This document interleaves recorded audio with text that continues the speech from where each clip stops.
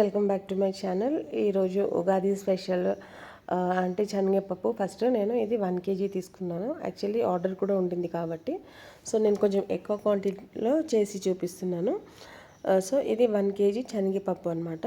So మంచిగా నీళ్ళంతా కూడా ఇవాపరేట్ అయిపోయింది. నీళ్ళు లేకుండా బాగా పప్పు అనేది ఇట్లా పేస్ట్ లాగా అయిపోతుంది ముట్టుకోగానే.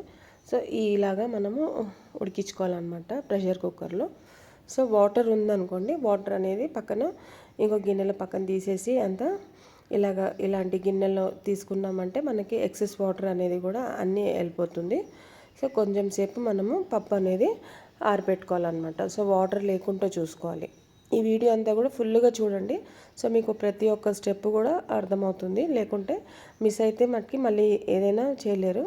సో ఇది 1 kg పప్పుకి 1 kg బెల్లం తీసుకున్నాను. సో ఈ 1 kg బెల్లాన్ని ఇలాగ తురుముకోవాలన్నమాట. సో మనం ఎంత పప్పు తీసుకుంటున్నామో అంతే క్వాంటిటీలో మనం బెల్లం అనేది తీసుకోవాల్సి వస్తుంది.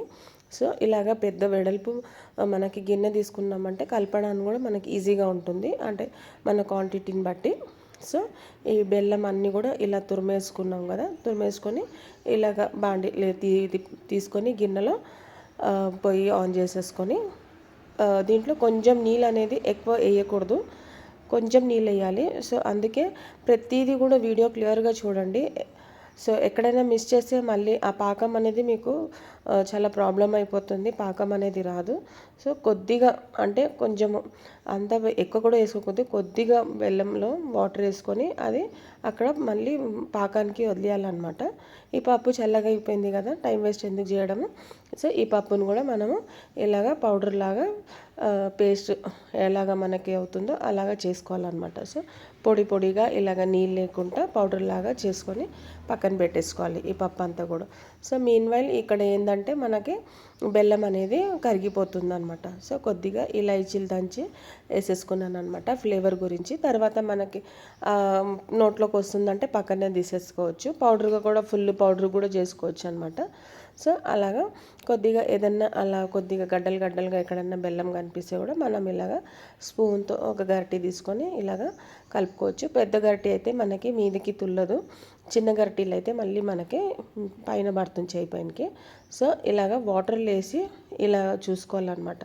సో ఆ పాకం బెల్లం అనేది వేస్తే వాటర్లో అలా మనకి చేతిలో ఉండల్లాగా రావాలి. సో అలా వచ్చింది కాబట్టి నాకు పాకం అనేది రెడీ అయిపోయింది అనమాట. సో మనకి అది మెయిన్ టెస్ట్ చేయాలంటే. సో అది అయిపోయిన తర్వాత నెక్స్ట్ మన ఏదైతే శనగ పప్పుని మనం పౌడర్ చేసి పెట్టుకున్నామో అవన్నీ కూడా ఈ పాకంలోకి కలుపుకోవాలన్నమాట. సో కొద్దిగా అలాగా కలుపుతా పోవాలన్నమాట. నీట్గా అంతా బెల్లము పప్పు అంతా కూడా నీట్గా కలిసిపోవాలన్నమాట. సో అంతా కూడా వేసేసుకొని బాండీలోకి తీసేసుకోవాలన్నమాట. సో ఇలాగా ఇది పెద్దగా ఉంది కాబట్టి మనకి ఈజీగా ఉంది. సో 1 kg కాబట్టి సో నాకు కొంచెం పెద్ద గిన్నె అనేది కావాల్సి వచ్చిందనమాట. సో మనకి ఇంట్లోకి అయితే ఒక 1/2 kg అయినా అంటే మినిమం 1/2 kg 1/4 kg అలా చేసుకునే వాళ్ళు ఉంటారు, చిన్న ఫ్యామిలీస్, బిగినర్స్ అయినా కూడా.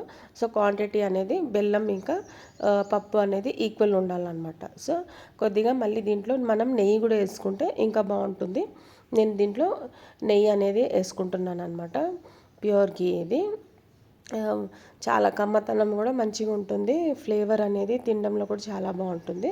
సో అదంతా కూడా పక్కన కలిపి పెట్టేసుకున్నాం కదా. నెక్స్ట్ ఏంటంటే ఇప్పుడు 1 kg నేను ఇది మైదా పిండి తీసుకున్నాను, కొద్దిగా పసుపు వేసుకున్నాను, సాల్ట్ వేసుకున్న తర్వాత ఇంకా మనకి మంచి నూనె అనమాట.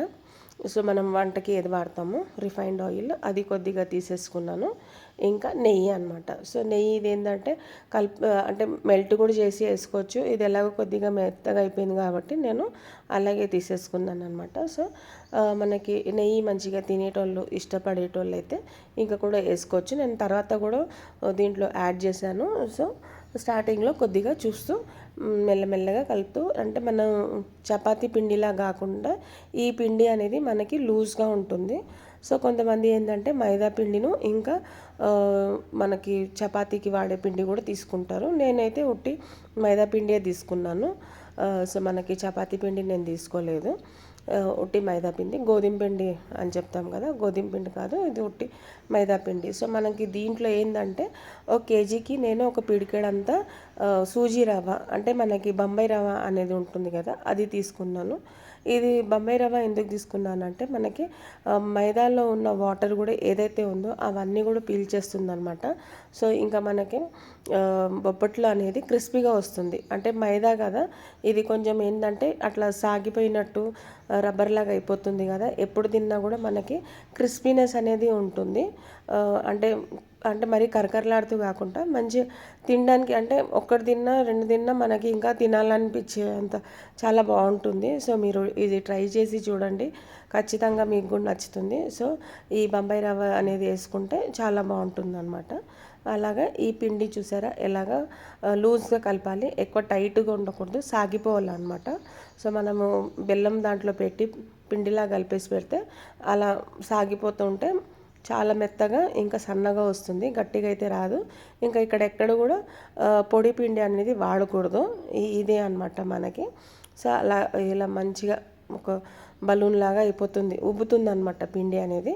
ఇంకా ఒక 10-15 మినిట్స్ రెస్ట్ ఇచ్చిన తర్వాత మన పిండి అనేది ఇంకా చూసారా ఎంత బాగా మెత్తగా అలా సాగిపోతుంది. అలా ప్రెస్ చేయగానే అలాగా రబ్బర్ లాగా బలూన్ లాగా అలా మూవ్ అయిపోతుంది అనమాట. సో మనకి ఎంత పెద్దగా కావాలో బొబ్బట్లు అనేది ఒక చిన్న మీడియం బాల్ సైజ్ అంతా తీసుకొని సో అట్లా ఫోల్డ్ చేసుకోవాలన్నమాట. ఫోల్డ్ చేసుకొని చేతితో ఇంకా ఒత్తుతా పోవాలన్నమాట. సో మనకి ఏంటంటే ఇప్పుడు ఇలా ప్లాస్టిక్ కవర్ పెట్టుకొని కొంచెం చేస్తే ఏంటంటే